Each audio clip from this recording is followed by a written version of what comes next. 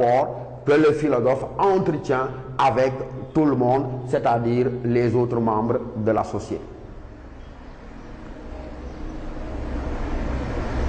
Je dis, je répète, sur la base de ces éléments épars que nous aurons consignés dans notre brouillon, on pourrait s'amuser à avoir une introduction qui prendrait la forme suivante en essayant d'obéir autant que possible aux consignes que nous avons ensemble déjà fixées.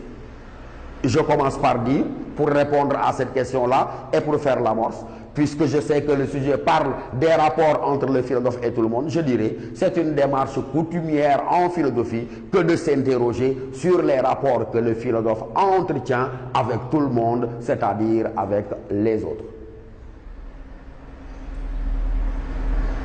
Le sujet nous dit du philosophe qu'il dit en y pensant, là où les autres disent sans y penser. Par l'expression dire en y pensant, on entend développer une réflexion critique, observer un recul, une distance à l'égard des vérités, alors que dire sans y penser, c'est justement répéter, se suffire, se contenter des vérités déjà établies et admises par la société. Dès lors, le problème posé par le sujet est le suivant. Si on sait que le philosophe lui-même est membre d'une société, comment peut-il se démarquer de la foule pour dire en y pensant là où les autres disent sans y penser? Résoudre une telle contradiction nous amènera à répondre aux questions suivantes. En quel sens le philosophe dit-il en y pensant là où les autres disent-ils sans y penser? Première question. Deuxième question, le philosophe peut-il totalement échapper à l'emprise de la société pour revendiquer une liberté intellectuelle? Nous allons l'écrire pour que vous puissiez le fixer. Et donc, vous voyez que ce que nous disons est en parfaite adéquation avec les différentes étapes que nous venons d'énoncer, l'amorce, la position du problème et le plan. J'ai dit première étape, ça ne consistera pas à bavarder, comme vous avez l'habitude de le faire, de façon inutile, la philosophie néo en Grèce antique, blablabla. Bla, bla, bla. C'est pour éviter tout ce bavardage que je vous ai dit. Le séminaire auquel j'ai fait allusion a stabilisé des constantes, parmi lesquelles, première étape, je réponds à la question de quoi parle le sujet. On y va ensemble, même si j'écris relativement mal, on va dire c'est une démarche dont la pensée est coutumière pour dire habituelle, une démarche dont la pensée est coutumière que de s'interroger sur les rapports,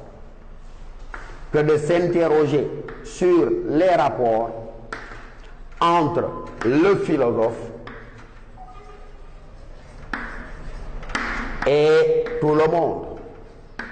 Vous voyez, en disant ça, tout le monde sait que je ne bavarde pas. Je parle des rapports entre le philosophe et tout le monde, donc j'ai dit de quoi parle le sujet. C'est une démarche dont la pensée est coutumière que de s'interroger sur les rapports entre le philosophe et tout le monde. Maintenant, comme une introduction n'est pas un alignement de phrases, comme une introduction n'est pas une juxtaposition de phrases, mais un alignement de sens, je dois me débrouiller pour qu'il y ait une suite logique et rigoureuse dans l'énonciation de mon propos. Et je mets un point virgule. On dit du philosophe qu'il a la particularité de penser ce qu'il dit. On dit du philosophe qu'il a la particularité de penser ce qu'il dit, là où les autres ne pense pas leur dire.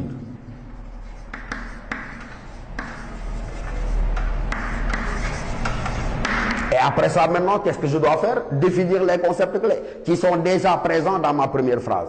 Et c'est pourquoi je pourrais dire par l'expression.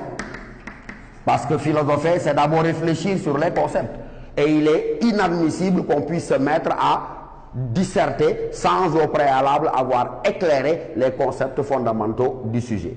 Donc je dis par l'expression, et je mets entre guillemets pour montrer au correcteur que je travaille sur les concepts du sujet, je mets dit en y pensant,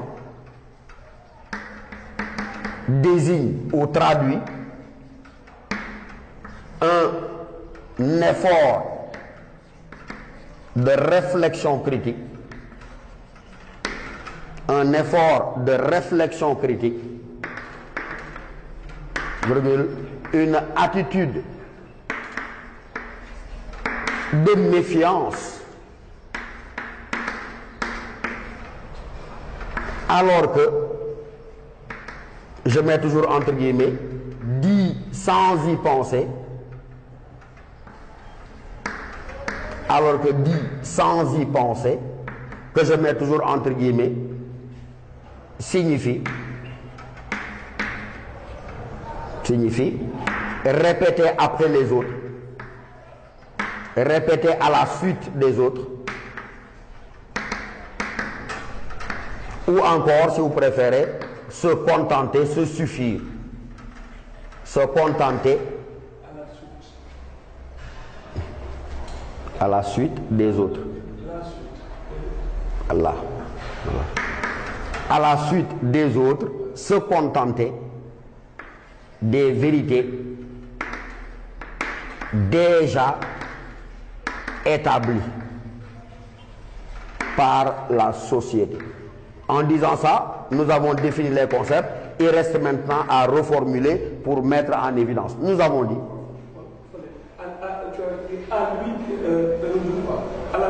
à la suite, voilà. Voilà, c'est vrai. Ok. Ok. À la suite des autres, se contenter des vérités déjà établies par la société. Reste maintenant, comme je vous ai dit, à poser le problème carrément en disant ainsi, si on sait que le philosophe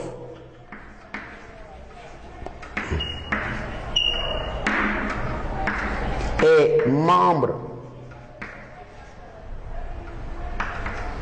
de la société,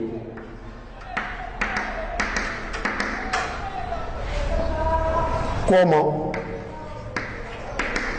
peut-il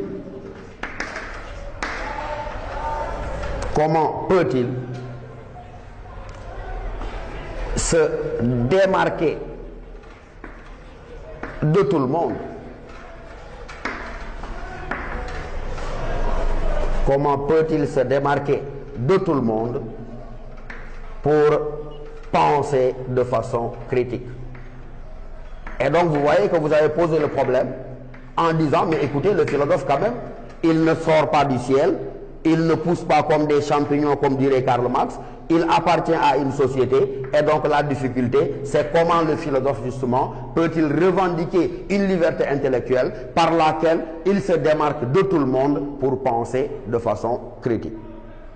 Et comme c'est un sujet, nous l'avons vu en faisant la typologie des sujets du bac analytique, la première étape, on justifie, ça veut dire on se fait l'avocat de cette affirmation et on cherche à argumenter en quoi effectivement il dit en y pensant là où les autres disent sans y penser. Et après maintenant, on prend du recul par rapport à l'affirmation pour l'examiner de façon critique. Donc première question, on dira en quel sens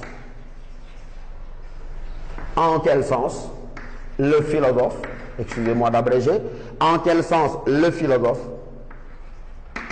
dit-il en y pensant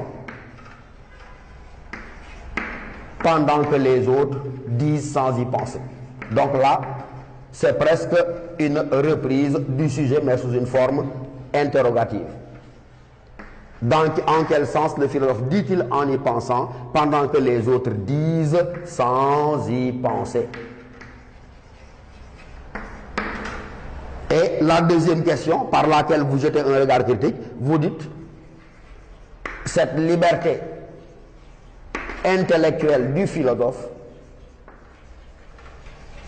cette liberté intellectuelle du philosophe, revendiquée par le philosophe, est-elle pleine et entière?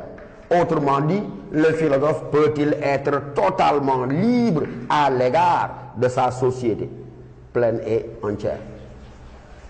Et donc, vous voyez le piège, chers élèves, face à ce type de sujet, qui comporte toujours deux aspects. Je dis le piège absolu dans lequel il ne faut pas tomber, c'est de penser que première partie de développement, le philosophe dit en y pensant.